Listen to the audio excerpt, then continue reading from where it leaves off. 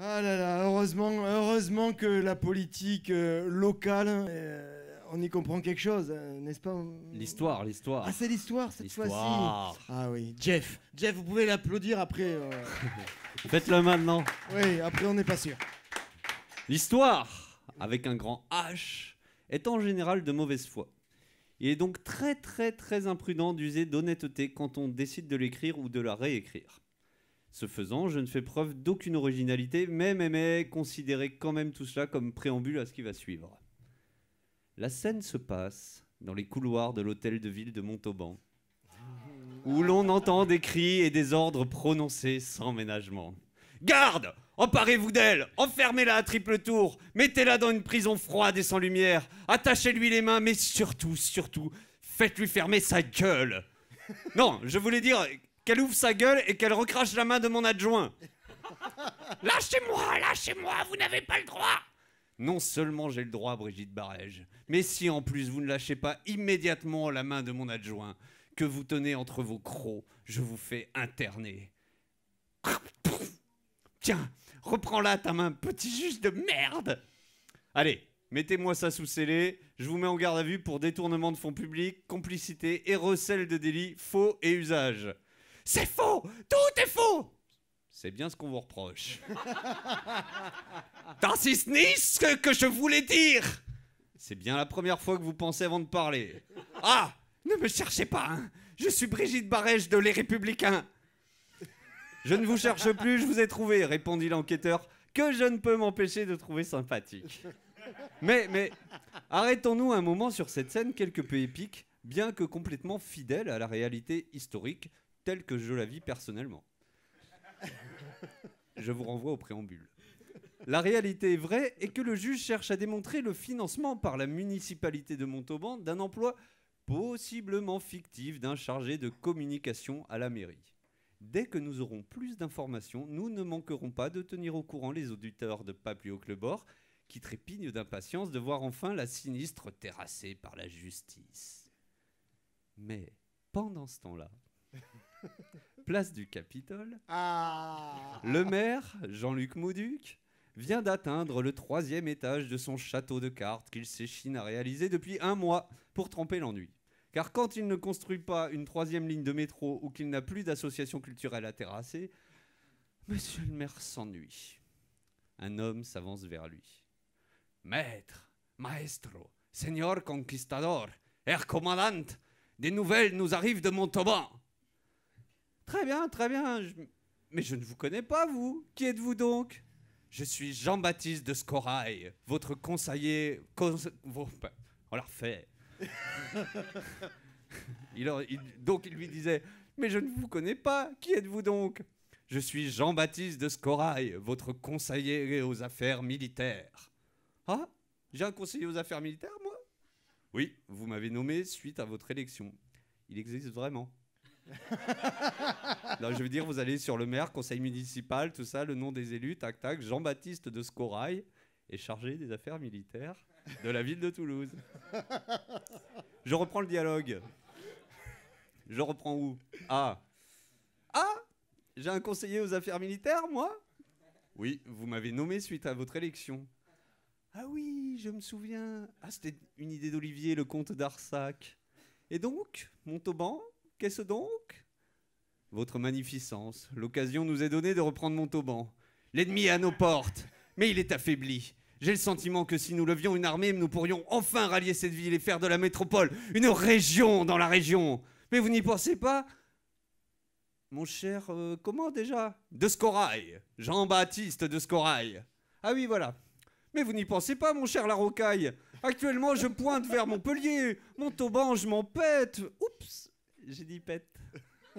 Encore que cette garce de Barège, j'aimerais vraiment ne plus avoir affaire à elle. Sire, je nous vois déjà galopant à travers champs pour assiéger la ville. Montpellier peut attendre. On devrait toujours assiéger Montauban. Imaginez des purs sangs, des chiens lâchés à travers les rues pour cerner les infidèles. Oh oui, comme à l'époque des croisades. Certes, mais Brigitte Barège est d'extrême droite. C'est une alliée, elle n'est pas communiste non plus. Oui, mais moi je veux faire la guerre.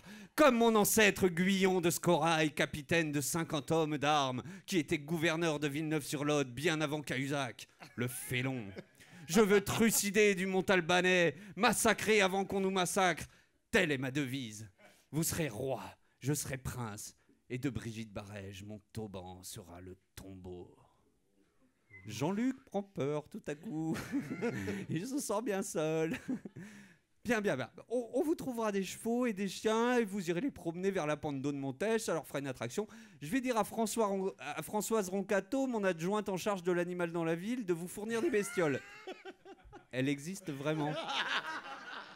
C'est-à-dire, vous allez dans le conseil municipal, élu, fonction des élus, Françoise Roncato, adjointe en charge de l'animal dans la ville. Je reprends mon dialogue. Ah, tiens, chut. Je vais dire à Françoise Roncato, mon adjointe en charge de l'animal dans la ville, de vous fournir les bestioles.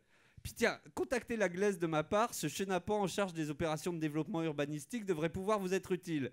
Il existe vraiment. Le chargé de l'urbanisme de la ville de Toulouse s'appelle la Glaise. Je reprends mon dialogue.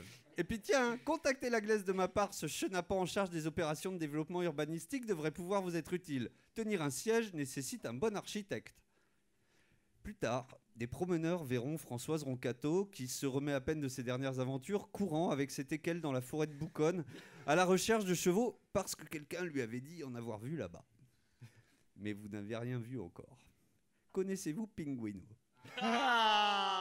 Pinguino, c'est ce petit pingouin chino-mexicain bien connu de nos éditeurs, qui parle avec un accent mexicain et avec des yeux bridés, mais ça passe pas très bien à la radio. Et comme ça, Pinguino.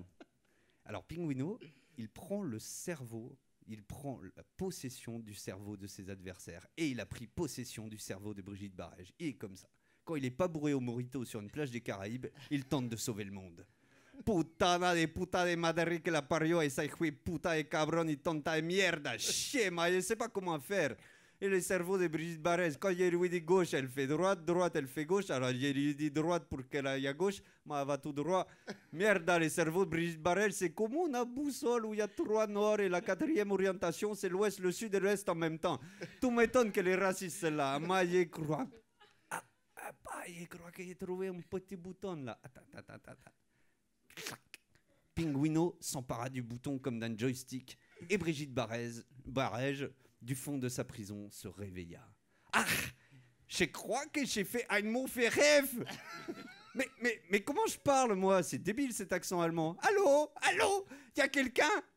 Tout m'étonne, ma belle, y a quelqu'un. C'est pas souvent sous ton crâne, mais c'est exceptionnel. Qui êtes-vous? Pinguino.